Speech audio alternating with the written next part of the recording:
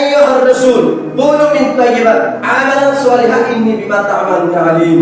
এবার রাসূলকে উদ্দেশ্য করে বলছেন, তিনি রাসূলগণকেও ছাড় দেননি, তিনি রাসূলগণকে উদ্দেশ্য করে বলছেন, হে রাসূলগণ, তোমরা হালাল এবং পবিত্র বস্তু ভক্ষণ করো এবং তোমরা সৎ আমল করো এবং তোমরা যা করো আমি তোমাদের সেই সমস্ত আমল সম্পর্কে আমি অবগত রয়েছি।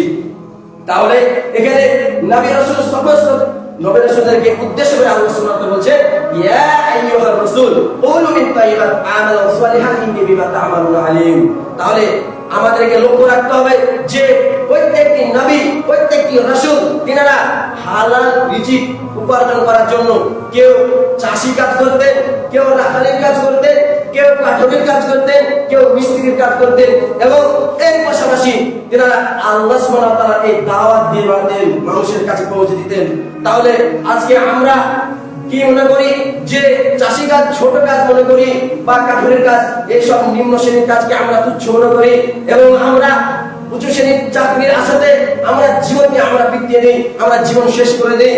আল্লাহ সুবহানাহু ওয়া তাআলা উদ্দেশ্য করে আমাদের এবং রাসূলদেরকে সমস্ত মানুষকে উদ্দেশ্য করে বলে যে তোমরা হালাল রিজিক উৎপন্ন করো এবং তোমরা কি খাও পান করো। তারপরে কি বলছেন যে তোমাদের কি এমন কেউ আছে যে আমি যেগুলি হারাম করেছি এবং যেগুলি হালাল করেছি তা পরিবর্তন করে তারা হালাল করে এবং হারাম করে। এখানে দেখবেন হিন্দুরা তাদের পুরোহিতের কাছে যায়, খ্রিস্টান তাদের পাদ্রীর কাছে যায় এবং সেখানে গিয়ে তারা কি করে হালালকে হারাম করে, হালাল হারাম তারা নির্ধারণ করে। এর উদ্দেশ্যে আল্লাহ সুবহানাহু ওয়া তাআলা তোমাদের কি এরকম কেউ আছে যে তারা হারাম হালাল নির্ধারণ করে?